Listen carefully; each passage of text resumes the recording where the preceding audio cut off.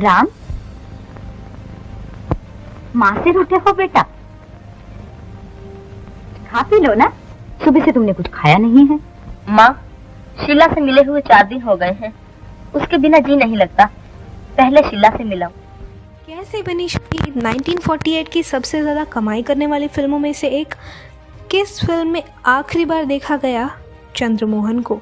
शहीद की कौन से गाने हैं जो आज तक लोकप्रिय हैं? नमस्कार दोस्तों, मैं हूं पंखुरी और स्वागत है आप सबका हमारे चैनल बॉडीग्राफ स्टूडियोज़ में। भारतीय सिनेमा का गोल्डन एरा 1947 में ब्रिटिश शासन से भारत की स्वतंत्रता के साथ मेल खाता है।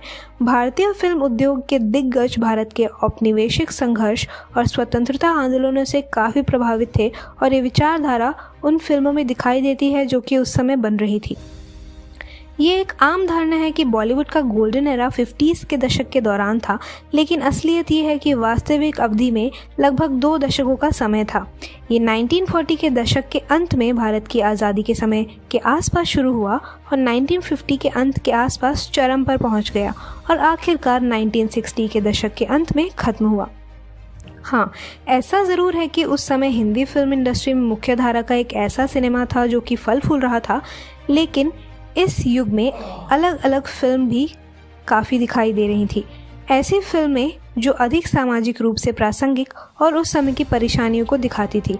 भले ही समानांतर सिनेमा ने 20वीं सदी में अपने गौरव को चरम पर पाया, लेकिन इस युग की फिल्में जैसे कि चेतन आनंद की नीचा नगर और बिमल रॉय की 2 बीघा ज़मीन ऐसी फिल्में थीं जिन्होंने इस अलग किस्म के सिनेमा की शैली की नींव रखी थी। ऐसी ही एक फिल्म थी शहीद, जो कि 1948 में आई थी। शहीद 1948 की बॉलीवुड भारतीय रोमांस फिल्म है जिसे रमेश सहगल ने लिखा और निर्देशित किया है। फिल्म में स्वतंत्रता के लिए भारत के संघर्ष को दर्शाया गया है। इसमें दिलीप कुमार, कामिनी कौशल, चंद्रमोहन और लीला चिटनिस ने अभिनय किया है। इसका संगीत गुलाम हैदर ने दिया था। फिल्म 1948 की सबसे ज़्यादा कमाई करने वाली बॉलीवुड फिल्म थी। इस फिल्म में देश प्रेम और 2 प्रेमियों के प्यार को साथ साथ दिखाया गया है, जो कि इसे सबसे अलग और जुदा बनाती है। ये बहुत सुखद फिल्म है जो थोड़ी थोड़ी इतिहास का पाठ जैसी लगती है, लेकिन साथ ही साथ फिल्म एक नए स्वतंत्र भारत के उत्साह को भी दिखाती है। फिल्म में एक काफ़ी अच्छा सवाल उठाया गया है, जो कि है क्या कभी कभी हिंसा उचित है या नहीं, जो आज के समय में भी प्रासंगिक विषय है। हालांकि ये फिल्म ज़्यादातर रिश्तों के बारे में है, जिसमें सबसे शक्तिशाली रिश्ते को दिखाया गया है, जो कि है ब्रिटिश स्वतंत्रता के साथ एक युवा स्वतंत्रता सेनानी जिसका किरदार दिलीप कुमार ने निभाया है और उनके पिता जो कि चंद्रमोहन के बीच है। फिल्म का टाइटल कुछ ऐसा है कि फिल्म को शहीद इसलिए कहा गया है क्योंकि फिल्म में हर चरित्र के बारे में हम इस शब्द को इस्तेमाल कर सकते हैं और ये शब्द सबके लिए लागू किया जा सकता है। फिल्म में देश प्रेम तो भर भर के है ही, लेकिन फिल्म का प्रदर्शन कभी कभी थोड़ा मधुर तो कभी कभी दिल को दुखी करता है, लेकिन ये हमेशा दिल से होता है। पात्रों को बहुत अच्छी तरीके से तैयार किया गया है और उससे भी अच्छी तरीके से फिल्म के लिए लिखा गया है।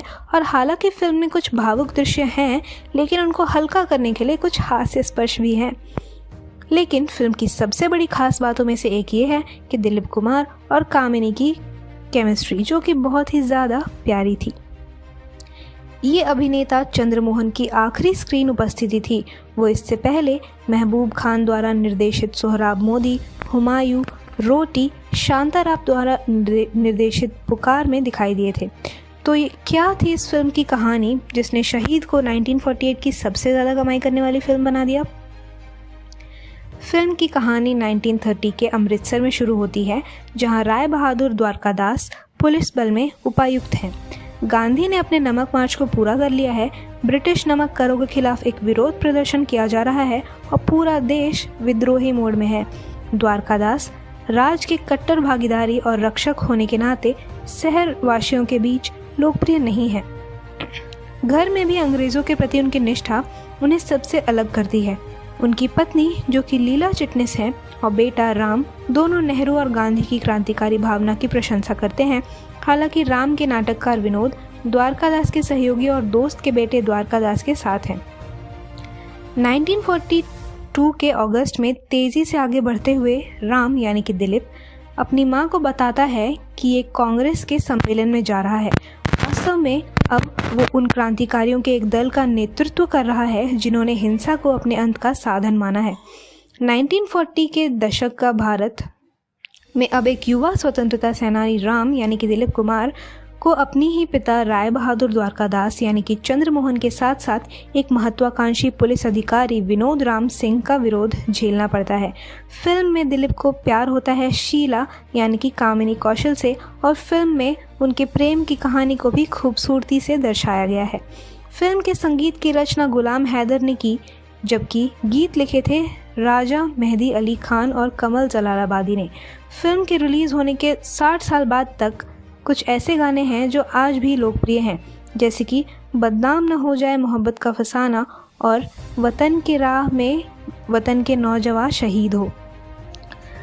शहीद एक मास्टरपीस है और इस फिल्म को आपको ज़रूर देखना चाहिए। अगर आपने इस फिल्म को अभी तक नहीं देखा है तो इस फिल्म को ज़रूर देखिएगा। आज़ादी की पृष्ठभूमि के खिलाफ उम्दा अभिनय और दिलचस्प कहानी और ख़ासकर चंद्रमोहन के अभिनय के लिए इस फिल्म को देखना एक दिल लुभाने जैसा अनुभव है, और आप इस फिल्म को देखने के बाद ये खुद कहेंगे। अगर ये वीडियो पसंद आई हो तो इसे लाइक कीजिए, शेयर कीजिए और सब्सक्राइब कीजिए हमारे चैनल बॉलीग्राफ स्टूडियोज़ को। आज की स्क्रिप्ट लिखी है सानिया भार्गव ने।